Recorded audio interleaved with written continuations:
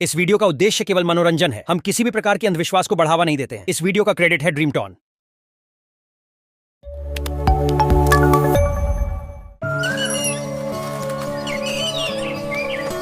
धनीराम अपनी पत्नी सुमित्रा के साथ धनकोली में रहता था।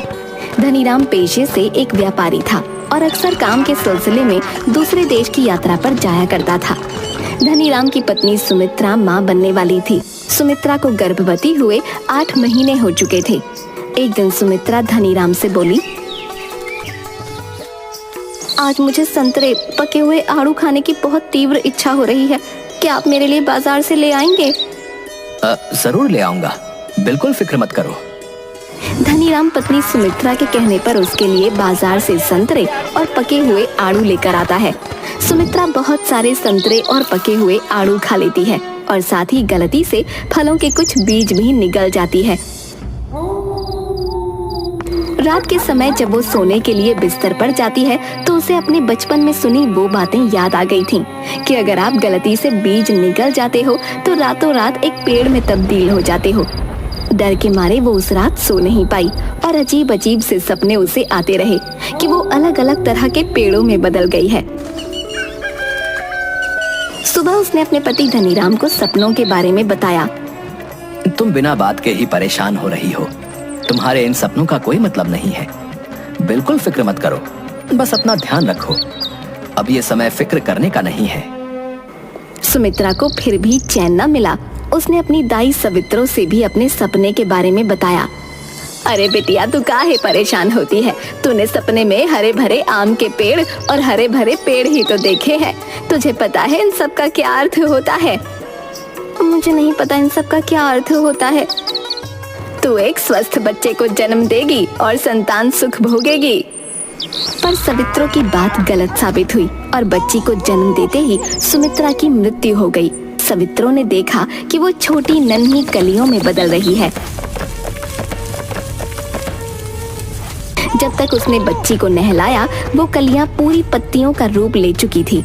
हालांकि उसने उन्हें एक एक करके चुनना शुरू कर दिया था, पर वे उसके शरीर के विभिन्न हिस्सों से किसी घास की तरह उगने लगी थीं। जब तक सुमित्रा की पलकों को उन पत्तियों ने ढका वो मर गई, क्योंकि पत्तियों द्वारा उसके शरीर के सारे रक्त को चूस लेने के कारण वो सांस नहीं ले पा रही थी।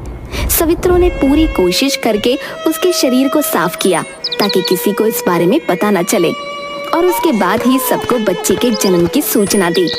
उसने धनीराम से कहा, मैं सुमित्रा को अपनी बहन की तरह मानती थी।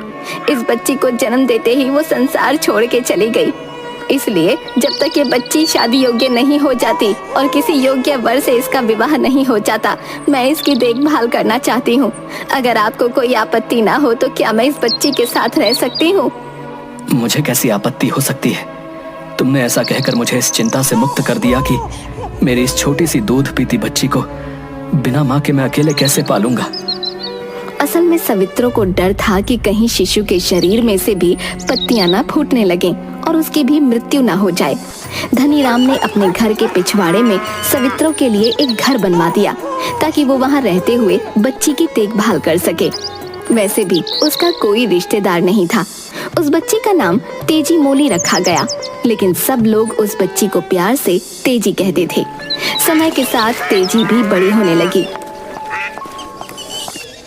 एक दिन गांव के मुखिया और कुछ लोग धनीराम के घर उससे मिलने आए। धनीराम, सुमित्रा को गए काफी समय हो चुका है और अब ईश्वर की कृपा से तेजी भी कुछ बड़ी हो गई है, परंतु माँ तो माँ होती है।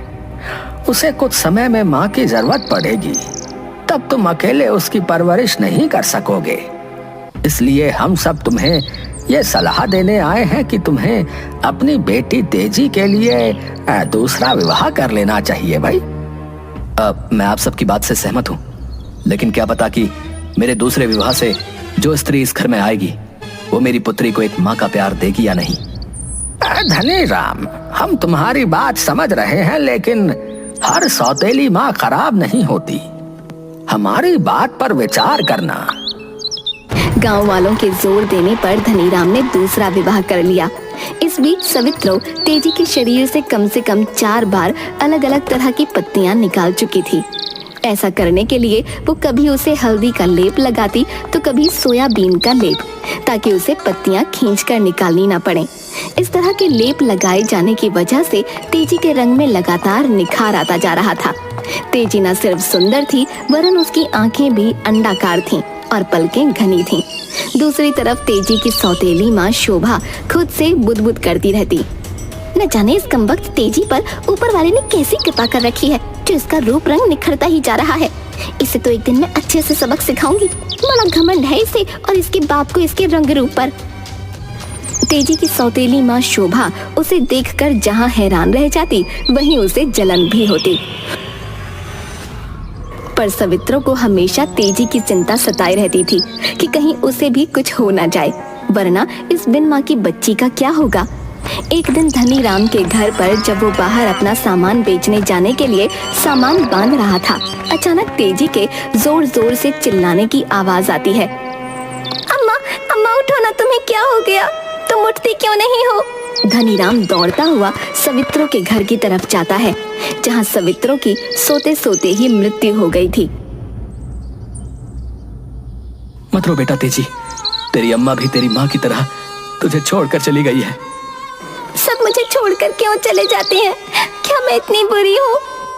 नहीं मेरी बच्ची, तू बुरी नहीं है। ये सब बहुत अच्छे हैं और अच्छे लोगों की तो हमेशा ऊपर वालों को भी जरूरत होती है। उस दिन के बाद तेजी बिल्कुल शांत हो गई। धनी राम कुछ समय तेजी को छोड़कर कहीं नहीं जाता, परंतु व्यापार के लिए बाहर जाना उसकी मजबूरी थी। कुछ हफ्तों बाद एक दिन व्यापार के लिए धनीराम दूसरे शहर जाने की तैयारी कर रहा होता है। तभी लाल गर्दन वाले हरे रंग के तोते ने धनीराम के घर पर गीत गाया। जब तुम मुझे देखते हो तुम नाराज हो जाते हो। तुम्हारी बेटी एक खूबसूरत युवती बन गई है। तुम शहर से उसके लिए वर कब लेकर आओगे? तोते की आवाज बहुत ही कर्कश और तेज थी, जिसे सुनकर धनीराम को अपनी दूसरी पत्नी का ध्यान आ जाता है, जो बहुत ही लड़ाकू किस्म की स्त्री थी। गांव में वो सबसे लड़ती रहती थी और तेजी के साथ नौकरों की तरह व्यवहार करती थी। अगले 6 महीनों की अपनी समुद्री यात्रा के दौरान मैं अपनी बेटी तेजी के लिए उपयुक्त वर जरूर ढूंढ लूंगा। उसी रात तेजी की उंगली में एक छोटी सी हरी पत्ती उगाई, जिसे उसने तुरंत ही चंदन का लेप लगाकर हटा दिया, जिसके बारे में सवित्रो ने उसे बताया था। वो अक्सर सवित्रो को याद करके रोती, क्योंकि उसे तो माँ का प्यार उसी से मिला था। दूसरी तरफ धनीराम के जाते ही शोभा का अत्याचार बढ़ गया। वो अपने पुत्रों के लिए स्वादिष्ट खाना बनाती और तेजी को बचा हुआ चावल नमक डालकर खाने को देती। रात दिन उससे घर के काम करवाती और सोने के लिए भी उसे बिस्तर नहीं देती। तेजी सारे काम करती और जब उसे माँ की याद आती तो कहीं कोने में बैठकर रो लेती। एक दिन तेजी अपनी सौतेली माँ के पास जाती है। माँ, मेरी सबसे खास सहेली का विवाह तय हो गया है। क्या आप मुझे उसके विवाह में जाने की अनुमति देंगी? तू अगर विवाह में जाएगी तो घर का काम कौन करेगा? माँ, मैं घर का सारा काम करके जाऊंगी और जल्दी ही वापस भी आ जाऊंगी। शोभा गुस्से में वहां से चली जाती है और कुछ समय बाद तेजी को आवाज देती है। अरे तेजी, कहाँ मर गई? जल्दी आ। जी माँ, आपने मुझे आवाज दी। हाँ, तू क्या कह रही थी? तुझे अपनी सहेली के विवाह में जाना है? ठीक है, चली जा, पर समय से वापस आ जाना। तेजी थोड़ी और हिम्मत करके कहती है। माँ, अगर आप मुझे विवाह में पहनने के लिए अपने पुराने सूती कपड़े दे दें तो बड़ा अच्छा होगा। सूती कपड़े? तो कैसी बातें कर रही है? तुम मेरे महंगे रेशमी कपड़े पहनना शादी में। तुम नए डिजाइन के कपड़े पहनो और अपने इन वस्त्रों के नीचे ब्लाउज भी पहनो, इससे तुम और सुंदर लगोगी। मैं तो अब ऐसे कपड़े पहन नहीं सकती हूँ, क्योंकि अब तो मैं बूढ़ी हो रही हूँ, लेकिन तुम्हें ऐसे कपड़े पहनने चाहिए। अपनी सहेली के विवाह में तुम भी खूब सज कर जाओ। पर क्या तुम अकेली वहाँ जा सकोगी? हाँ, मैं अकेली जा सकती हूँ। शोभा तो कुछ और ही सोच रही थी। उसने उन कपड़ों को एक जूट के थैले में डालते हुए रेशमी वस्त्र की तहों के बीच धीरे धीरे जलने वाला एक अंगार और एक छोटा सा चूहा रख दिया। सहेली के घर जाते हुए तेजी को लगा कि जैसे थैले में कुछ हिल रहा है। वो उसे खोलकर देखना चाहती थी। तभी उसे शोभा की कही हुई बात याद आ गई। शोभा ने उसे हिदायत दी थी, विवाह स्थल पर पहुंचकर ही थैला खोलना, उससे पहले नहीं, वरना रास्ते की धूल मिट्टी से वस्त्र गंदे हो जाएंगे। तेजी ने खुद से कहा, अगर मैंने इस थैली को खोला तो माँ गुस्सा हो जाएंगी, और फिर पहली बार माँ ने मुझे ममता भरी निगाहों से देखा है। मैं उस ममता को खोना नहीं चाहती, मुझे हर हाल में उसे खुश रखना होगा। तेजी और तेजी से चलना शुरू कर देती है ताकि वो जल्दी से अपनी सहेली के घर पहुंच सके।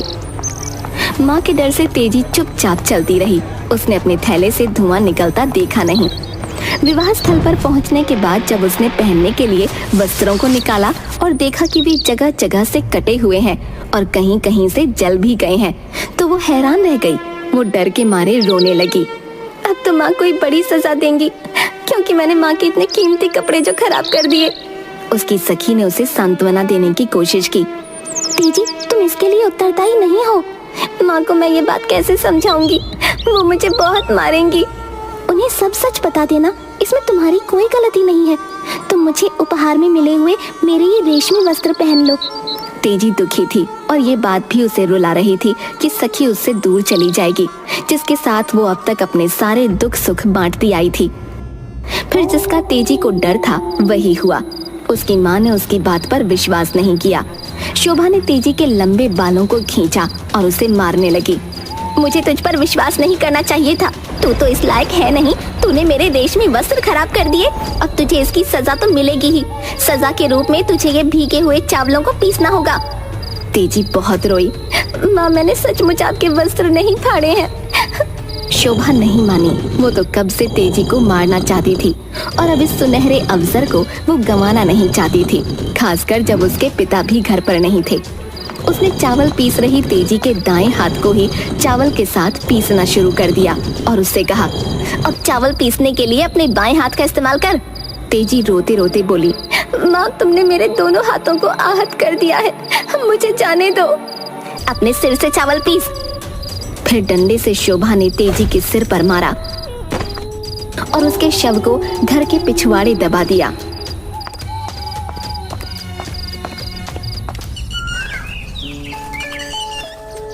उस जगह से कद्दू की एक बेल निकल आई। कद्दू का पौधा गीत गाता और अपने फूलों की खुशबू बिखेरता रहता। पौधे द्वारा गाया जाने वाला गीत बहुत ही मधुर होता था।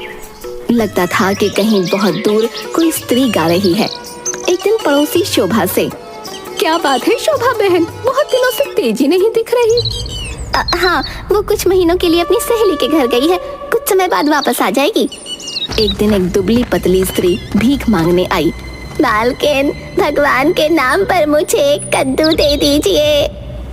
तुम बेवकूफ हो क्या? मैंने तो हफ्ते से कद्दू नहीं पकाया, यहाँ तक कि रोहू मछली के साथ खाने के लिए भी नहीं। मैंने अपने बेटे को आज ही बाजार भेजा है कि कहीं से एक अच्छा कद्दू ले आए। तुमने कहाँ से मेरे घर में कद्दू देख लिया? मैं झूठ नहीं बोल रही हूँ, आप इस घर की मालकिन हैं और अगर आप मुझे कद्दू नहीं देना चाहती हैं तो कोई बात नहीं। स्त्री जाने के लिए वापस मुड़ी।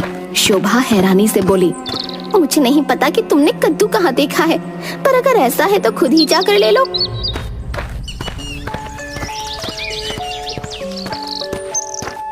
कुछ क्षण बाद वो स्त्री चिल्लाती और रोती हुई वापस आई और बेहोश हो गई। शोभा के तो जैसे होश ही उड़ गए। उसने पानी लाकर उस स्त्री पर छिड़का। क्या तुम ठीक तो हो? तुमने क्या देखा? होश आने पर स्त्री ने अपनी घबराई हुई नजरें चारों ओर घुमाईं। वो अभी भी कांप रही थी और पसीने से तरबतर थी। उस बेल में भूत है। वो कहती है वो तेजी मोली है और उसकी सौतेली माँ ने रेशमी वस्त्र खराब हो जाने की वजह से उसकी हत्या कर दी। वो कौन है? क्या आप उसे जानती हैं मालकिन? ये सुन शोभा बरामदे में इधर उधर चक्कर काटने लगी। उसे डर लग रहा था क्योंकि पड़ोसी अक्सर उससे पूछते ही रहते थे कि तेजी मोली अभी तक वापस क्यों नहीं आई। अचानक उसके मन में एक विचार कौंधा। शोभा खुद से बोली, आखिर वो एक बेल ही है। वो तेजी की बच्ची तो मर चुकी है, वो मेरा कुछ नहीं बिगाड़ सकती। मैं अभी एक कुल्हाड़ी लेकर पिछवाड़े में जाती हूँ और उस बेल को काटकर सारा किस्सा खत्म कर देती हूँ। शोभा कुल्हाड़ी लेकर पिछवाड़े जाती है। उसने सुना कोई विवाह के समय गाए जाने वाला विदाई गीत गा रहा है। तुरंत उसने बेल के टुकड़े टुकड़े कर दिए। पौधे के कोमल बीज चारों ओर बिखर गए। वो बुरी तरह से हाँफ रही थी। फिर वो घर के अंदर जाती है। तुम दोनों मेरे साथ चलो और घर के पिछवाड़े जो कद्दू की बेल निकली है उसके फल फूल बेल सबको काटकर गड्ढे में दबा दो। उन तीनों ने मिलकर एक गहरा गड्ढा खोदकर उस पौधे को बगीचे के एक कोने में दबा दिया। इस बार वहां पर गहरे लाल रंग के आलू बुखारे के फल जैसा पौधा उगाया। कुछ हफ्तों बाद गांव के कुछ गाय चराने वाले शोभा के पास जाते हैं। मालकिन, हमें अपने आलू बुखारे के पेड़ में से कुछ आलू बुखारे दे दीजिए। हमारे यहाँ कोई आलू बुखारे का पेड़ नहीं लगा हुआ है। तुम लोग पागल हो क्या? अरे मालकिन, झूठ क्यों बोल रही हैं? आपके घर के पिछवाड़े इतना सुंदर आलू बुखारे का पेड़ है जिसमें लाल लाल आलू बुखारे लटक रहे हैं। शोभा बड़बड़ करती हुई वहीं बैठकर सब्जी काटने लगी। तभी एक आलू बुखारा जमीन पर गिरता है और उसमें से झाग निकलने लगते हैं। दूसरा आलू बुखारा गिरता है और वो एक बच्चे की आवाज में रोने लगता है। फिर तीसरा आलू बुखारा गिरता है और गाना गाने लगता है। अपने हाथ फैलाने की हिम्मत मत करना, मैं कोई आलू बुखारे का पेड़ नहीं हूँ। मुझे तो रेशमी वस्त्रों की वजह से पीस कर यहाँ दबा दिया गया है। ये मैं हूँ तेजी। दूसरी तरफ धनी राम अपने घर लौट रहा होता है। वो बड़ा खुश था और मन ही मन बोल रहा था, मैंने इस बार की यात्रा में व्यापार के साथ साथ अपनी बेटी के लिए उपयुक्त वर ढूंढ लिया। कद काठी से बलिष्ठ, बड़ों की इज्जत करने वाला, लोगों की मदद करने वाला, कोई बुरी आदत नहीं है उसमें। वो मेरी तेजी को बहुत खुश रखेगा और उसके जीवन में जितने कष्ट थे सारे कष्ट मेरी बेटी अपने पति के साथ उसके घर रहकर भूल जाएगी। तभी उसकी नजर पानी में खिले कमल पर गई। धनी राम ने ऐसा कमल अपनी जिंदगी में कभी नहीं देखा था। वो बांस से बनी छतरी जितना बड़ा था। उसने कहा, इसे मैं अपनी बेटी के लिए तोड़ूंगा क्योंकि मेरी सुंदर बेटी इस तरह का फूल पाने की ही हकदार है। जैसे ही धनी राम उसे तोड़ने के लिए आगे बढ़ा तभी वो कमल अपनी दुख भरी कहानी सुनाने लगा, जिसमें वो चूहे, अंगार और अपनी सखी के विवाह की बात कर रहा था। तेजी केवल एक ही बार गा सकती थी, इसलिए उसकी बात पर विश्वास न करते हुए जब वो कमल को उखाड़कर फेंकने लगा तो आप ऐसा ना करें और मुझे तोड़ कर ना फेंकें। लेकिन जब उसे तोड़ा जाने लगा तो अचानक धनी राम ने देखा कि उस फूल ने अपनी हथेलियां खोल ली हैं। रुको, इस फूल के हाथ हैं और इसके हाथों में क्या है? अरे, इसके हाथ में तो एक नया पान का पत्ता और दूसरे हाथ में चबाए हुए पान का पत्ता है। धनी राम के ऐसा कहते ही उस कमल ने वो दोनों पान के पत्ते धनी राम के दोनों हाथों में थमा दिए। धनी राम कुछ क्षणों के लिए मौन रहा और फिर बोला, अगर तुम वास्तव में तेजी हो तो तुम चातक पक्षी में बदल जाओगी और मेरे दाएं हाथ में रखे चबाए हुए पान के पत्ते पर चोंच मारोगी।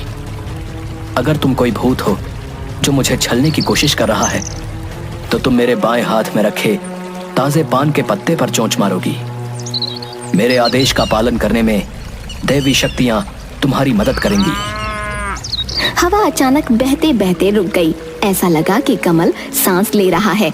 जब धनी राम घर पहुंचा तो पिंजरे में एक चातक पक्षी भी उसके साथ था।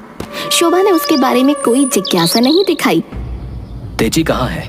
वो दिख नहीं रही है। शोभा जोर जोर से रोने लगी। वो अपनी सहेली के विवाह में गई थी और वहीं एक आदमी के साथ भाग गई। हमने शर्म की वजह से ये बात किसी को न बताई। हम सब ने मिलकर तेजी को जगह जगह ढूंढा पर वो कहीं न मिली। ये सुनकर धनी राम एक लाल बॉर्डर वाला वस्त्र लेकर कहा, अब मैं तुम्हें आदेश देता हूँ कि तुम अपने असली रूप में आओ और इस वस्त्र को पहनो। धनी राम इस बार यात्रा में जिस युवक से मिला था वो एक जादूगर भी था और उसने ऐसी बहुत सी चीजें धनी राम को सिखाई थीं जो उसके काम आई। धनी राम ने शोभा को उसके बेटों सहित घर से निकाल दिया। 1 महीने बाद गांव वाले ऐसी भव्य शादी में शामिल हुए जिसकी उन्होंने कभी कल्पना तक नहीं की थी। शोभा को उसके बाद किसी ने न देखा। हालांकि गांव के बाहरी हिस्से में रहते हुए तीनों बेटे तेजी के खिलाफ कोई न कोई षड्यंत्र रचते रहे पर कभी सफल न हुए। तेजी अपने पति के साथ सुखमय जीवन व्यतीत करती रही।